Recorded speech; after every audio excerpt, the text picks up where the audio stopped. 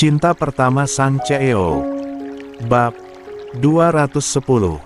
1. Bro, gak bisa lebih cepat sedikit. Kalau ibumu lahiran di sini gimana? Ingin rasanya Bara mendorong mobil agar melaju sedikit lebih cepat. Boy hanya melirik dengan ujung matanya. Mengatupkan bibir menahan tawa. Kan ada ayah yang bantu. Jangan gila. Makinya membuat Boy terkekeh. Jelas sekali terlihat bagaimana Bara begitu tegang menghadapi persalinan Mia. Ruang persalinan siang itu dipenuhi kepanikan Bara. Melihat Mia mengerang kesakitan membuatnya tidak tahan. Bahkan ia tak tahu harus melakukan apa. Berjalan mondar-mandir, mengusap punggung istrinya, atau sekedar bertanya sudah berada di tahap mana sakitnya. Saking takutnya, Bara sampai menangis setiap kali Mia menunjukkan kontraksi yang membuatnya meringis kesakitan. Jangan hamil lagi, iya. Cukup 2 aja. Aku gak kuat. Bisik Bara ke telinga Mia. Aku minta maaf, seharusnya kamu gak usah hamil, biar aku aja yang hamil. Mia menjambak rambut suaminya saking gemasnya. Mending kamu keluar dari sini, Mas.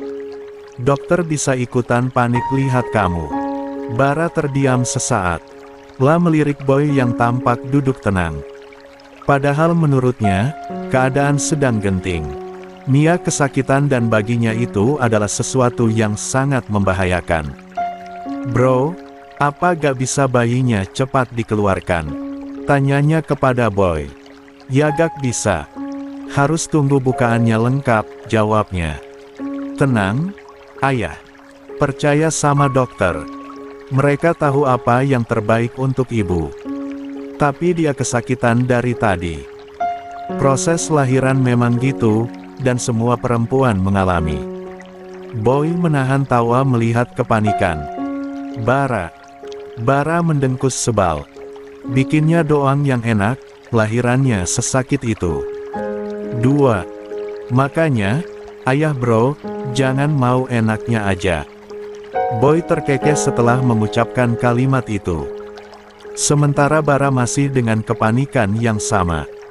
Lah kembali mendekati Mia dan berdiri di sampingnya. Saat kontraksi muncul, Mia merasakan perutnya mengeras, disusul dengan rasa sakit bertubi-tubi yang berasal dari dalam. Keningnya berkerut, satu tangannya berada di perut dan yang satunya menggenggam erat gagang tempat tidur. Perlahan ia mengatur napas, menghirup dan menghembus pelan. Astagfirullah, ya Allah, rintih wanita itu. Melihat itu membuat jantung Bara seolah akan melompat keluar dari tempatnya. Kakinya terasa lemas, seluruh tenaga seperti lenyap. Bahkan ia tak dapat memikirkan hal lain, kecuali rasa sakit yang sedang dirasakan istrinya. Ya Allah, kapan rasa sakitnya hilang sih? Aku gak bisa melihat kamu kesakitan begini, bisik Bara, sambil mengusap kening istrinya yang berkeringat. Memerhatikan para dokter yang ada di ruangan itu, Bara mendengkus kesal. Semua terlihat santai dan tidak ada usaha untuk mengurangi sakit yang dirasakan Mia. Ingin rasanya ia ledakan saja ruangan persalinan itu. Rasanya mau aku tonjok saja dokter-dokter itu. Masa gak ada cara untuk ngurangin sakitnya, sih? Ia berdecak kesal. Sayang, apa kita pindah rumah sakit saja? Sepertinya semua dokter di rumah sakit ini bodoh. Kamu yang bodoh, Mas. Lahiran memang seperti ini. Di tengah kesakitan Mia sempat memarahi suaminya. Sudah sejak tadi Bara terus mengoceh tentang hal-hal di luar nalar. Di luar ruangan, alias sedang menangis. Melihat ibunya kesakitan membuatnya tidak tega. Selama ini ia melihat ibunya adalah seorang wanita kuat yang bahkan menangis saja hampir tidak pernah. Dan sekarang, ia melihatnya begitu kesakitan. Kenapa, sayang? Boy duduk di sampingnya. Kok nangis? Gak temenin ibu di dalam? Aku takut, Kak. Ucapnya lirih. Takut apa? Takut ibuku kenapa-kenapa. Aku takut kehilangan ibu. Mendengar kalimat itu, Boy langsung memeluknya. Ibu gak apa-apa. Dia sehat-sehat aja kok di dalam. Malah masih kuat marahin ayah. Tetap aja aku takut. Aku baca di internet kalau lahiran di atas usia 40 itu beresiko, Kak. Mata Boy seketika membulat. Ponsel milik Alea yang ada di genggamannya ia tarik dan melihat deretan kata kunci di pencarian. Bahaya persalinan di usia 43 tahun. Apakah bersalin di usia 43 tahun itu aman? Apakah pendarahan saat persalinan usia 43 tahun bisa berisiko kematian? Komplikasi persalinan di usia 43 tahun. 3. Bahaya persalinan normal saat usia sudah 43 tahun. Apakah persalinan di usia 43 tahun rentan pendarahan? Kalau kaki bengkak saat hamil di usia 43 tahun itu tandanya apa? Risiko ibu hamil di usia 43 tahun. Astagfirullah, Humairah, kebiasaan kamu gak berubah juga. Boy geleng-geleng kepala. Tiba teringat malam pertama mereka ketika Alea membaca banyak artikel di internet yang membuatnya ketakutan dan menghindar. Kala itu Alea berpikir berlebihan setelah membaca beberapa informasi di internet. Sekarang Boy paham apa yang membuat istrinya benar-benar panik dan ketakutan saat mengetahui ibunya mengalami kontraksi. Sayang, kayaknya kamu harus stop googling tentang penyakit, deh. Gak semua artikel yang ada di internet itu benar. Kadang dibuat oleh orang-orang yang gak bertanggung jawab. Bukannya tenang dan tambah pengetahuan, kamu malah jadi anxiety. Alea mengusap air matanya. Aku kan cuma cari info. Iya, aku tahu. Tapi, setiap kali kamu searching pasti munculnya yang aneh-aneh, kan? Alea mengangguk pelan. Contoh aja pas awal kita nikah, kamu sempat sering pusing, mual dan lemas. Kamu googling dan dapat hasilnya apa? Gejala kanker, cicit Alea. Sayang, self-diagnosa itu gak baik untuk kesehatan mental kamu. Yang ada kamu malah semakin cemas, semakin takut, timbul pikiran berlebihan dan aneh-aneh. Lihat kan akibatnya, kamu jadi panikan dan gampang cemas berlebihan. Boy mengusap keringat yang meleleh di dahi istrinya. Aku harus gimana, Kak? Ya jangan sering-sering googling tentang penyakit, kamu bisa anxiety lama-lama. Lagian kamu kan bisa langsung tanya ke aku kalau bingung. Kakak kan sibuk kuliah, sibuk di rumah sakit, aku gak enak ganggu. Ya Allah, mamanya Sasi, sama suami sendiri gak enakan. Lah mengusap puncak kepala yang terbalut hijab. Aku benar-benar takut terjadi apa-apa sama ibuku. Gak akan terjadi apa-apa. Ibu dalam keadaan sehat. Sebelum menjalani persalinan normal, dokter pasti udah melihat ibu sehat atau tidak. Orang-orang tua dulu juga banyak yang melahirkan di atas 40 tahun dan mereka baik-baik aja, padahal dunia kesehatan pada masa itu belum sebaik sekarang. Boy melepas pelukan dan menatap Alea.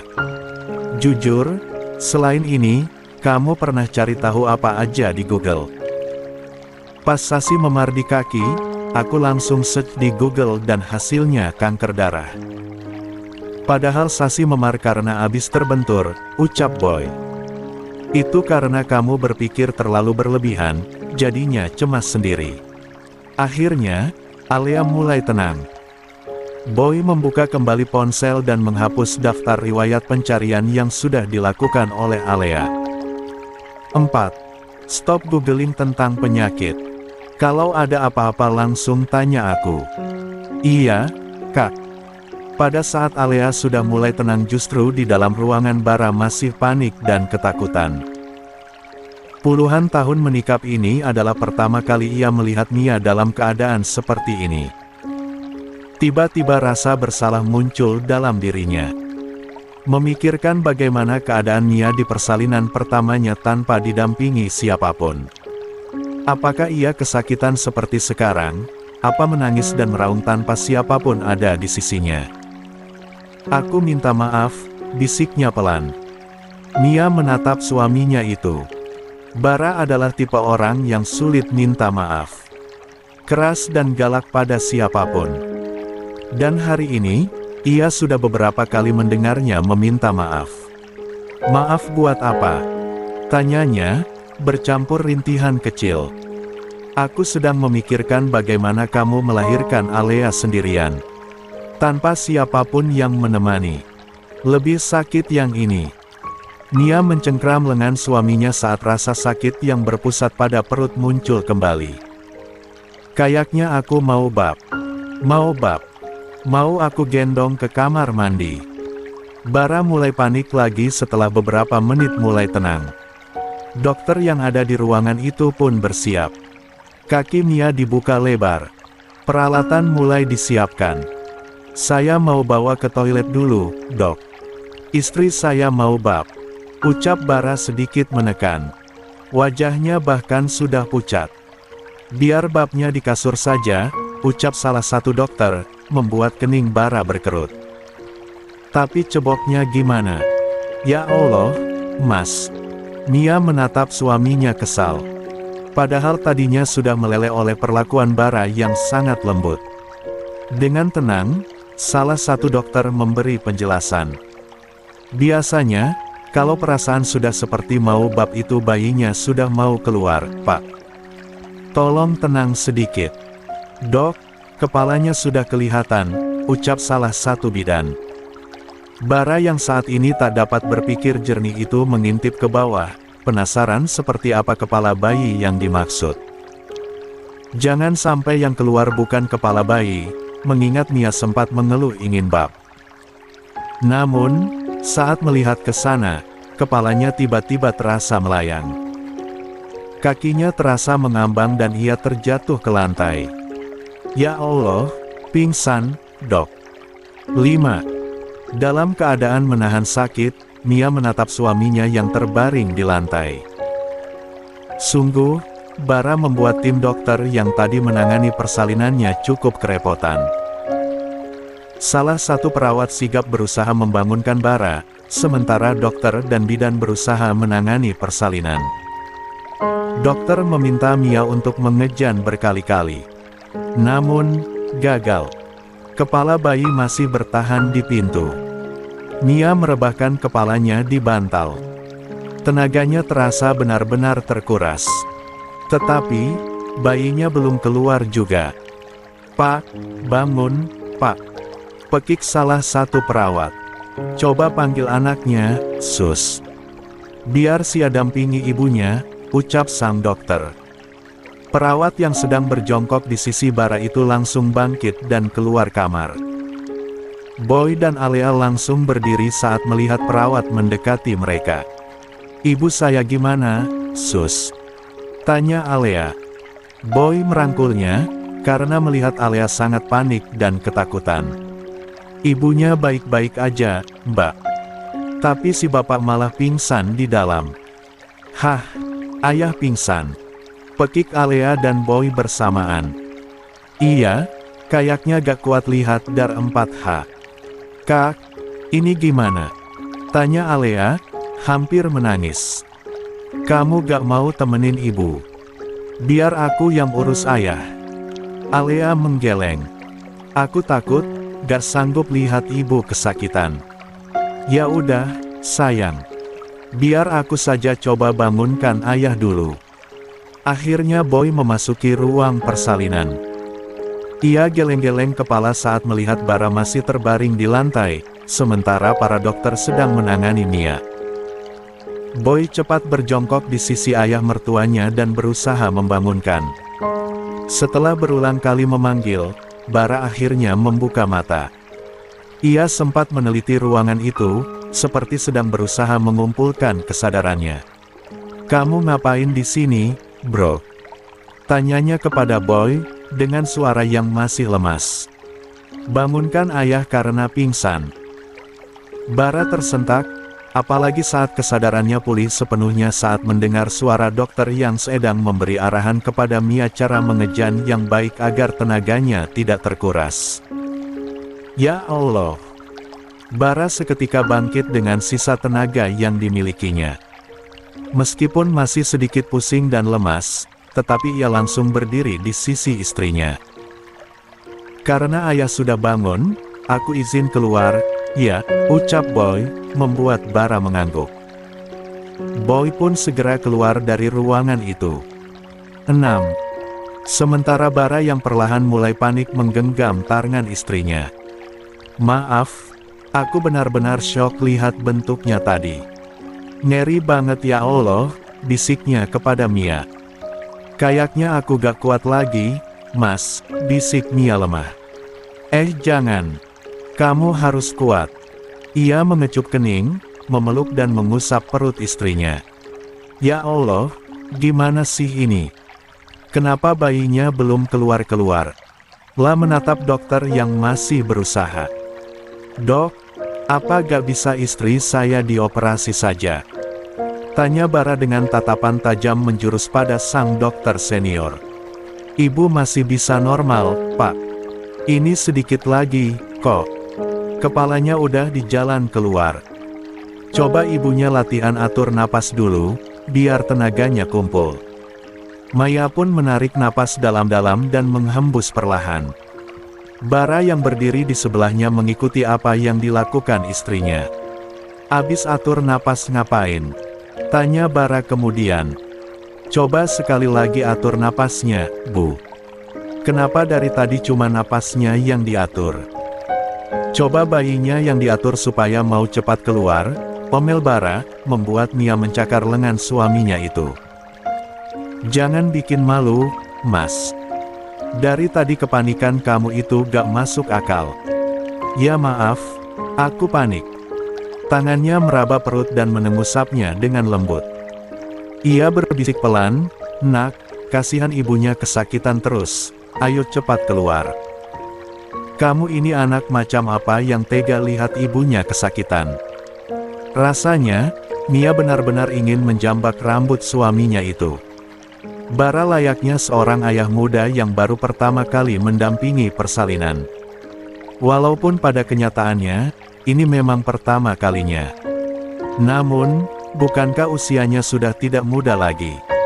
Seharusnya ia bisa sedikit lebih tenang, bukan? Ayo sekali lagi tarik napas, Bu. Pinta sang dokter dengan tenang. Mia dan Bara pun menarik napas dalam-dalam. Sekarang dorong yang kuat. Mia mengerang. Tangannya mencengkram lengan suaminya hingga membuat Bara meringis. Namun, saat berusaha mengeluarkan seluruh tenaga, ia kembali melepasnya dengan hela napas panjang. Ayo, Bu, sedikit lagi. Sudah hampir keluar. Ayo, sayang. Dorong yang kuat. Kamu pasti bisa. Sedikit lagi bayinya keluar. Pekik Bara memberi semangat layaknya supporter bola. Sekuat tenaga, Mia berusaha mendorong hingga rasanya seluruh tenaga sudah terkuras.